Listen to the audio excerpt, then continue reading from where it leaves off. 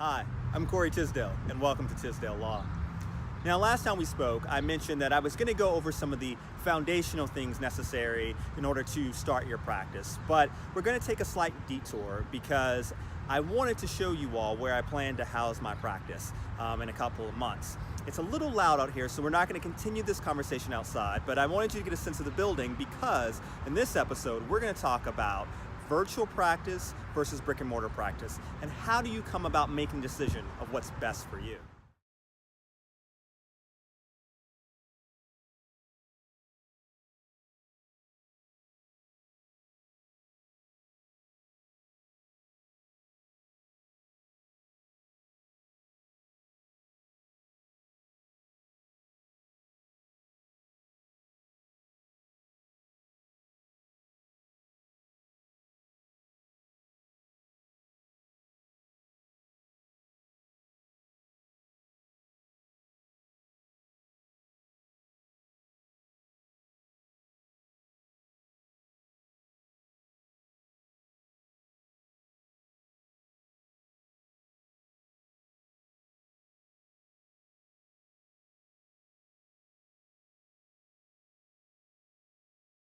So today, we're going to talk about the difference between a virtual office space and a traditional office space. Now, why is this important? One of the largest barriers that is keeping you or people you may know from stepping out to pursue their passions of their business or their practice is the cost. You're thinking, okay, I already have my bills at home. How am I going to start paying extra bills for a practice or for a business, and I don't know where that money's coming from? So the key thing is to start to figure out, how do I have low outgo so that I know that I can start bringing money into the house and not having just more expenses. And one of those largest parts of your outgo is your overhead, and that overhead is the facility that you're in.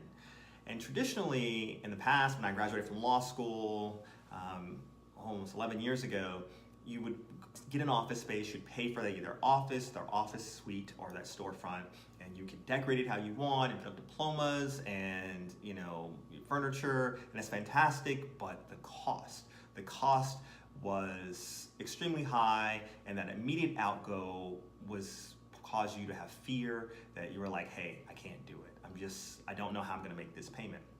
But now we have a virtual office space. And it may have existed back then, but it's a lot more popular now for a variety of reasons. And one of those is how we communicate with each other has changed so greatly. We are so much more comfortable communicating through internet and through FaceTime and through Skype, and we can scan from our phones and sign documents securely. But more importantly, as an office, we don't need the same amount of space that we once needed. We don't need servers to house our internet and store our files. We don't need large filing cabinets because most things are in the cloud and we can secure them. We do most of our practice through our laptops and through our phones, and we don't need the same amount of space. And because how we communicate with each other has changed, many of our clients may feel more comfortable communicating through electronic devices, so we have less time communicating with them in person and more time through electronically, thereby limiting how much you need to be physically in an office space. So that being said though, I don't know what I need, right? I've been practicing and I meet with clients currently, but I don't know what this field, in this area, how my clients are going to want to communicate with me. I have a lot of assumptions, but I don't know. And so a virtual office space allows me to be able to kind of have that middle ground. I can meet with people virtually as they so choose and have that option and have all those electronics available to communicate in that way. But I also can meet with people in person, but I'm only paying for the time that I need. So in a virtual office space, I have the copiers, I have the printers, I have all the tools necessary to scan and things of that nature to communicate with my clients that way. But I also am not paying for office space that I don't need when I don't need it. And I'm only paying where I pay by the hour for the space that I do need to meet with them in a conference room or an office, and not paying when they're not there, thereby not increasing my outgo.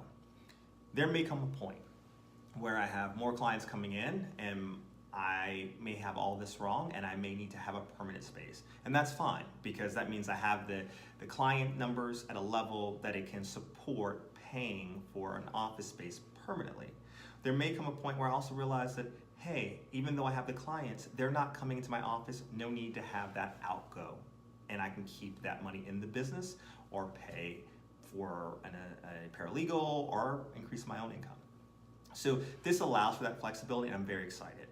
What I want you to take from this is that in today's day, there are a lot of different options about how to decrease that outgo and to limit those barriers that once kept you from going to pursue your passion. So if you need an office space, I suggest you consider this because it may be that thing that has kept you from pursuing your dreams, and you now know that, hey, that outgo, it doesn't have to leave your pocketbook, and you can do it in many different ways. And one of those is a virtual office space. So walk with me through this journey. You may see as we look back at this video a year from now and say, hey, I had it all wrong. I needed a traditional office space that didn't work. Learn from my mistakes. Or you may see that it worked. But hopefully it does, and hopefully we can grow and learn together. I challenge you to pursue your passions and do not allow obstacles to get in your way, but figure out how to get around them so that you can go after your own passions. Until next time, this is Corey Tisdale with Tisdale Law. I look forward to talking to you soon. Goodbye.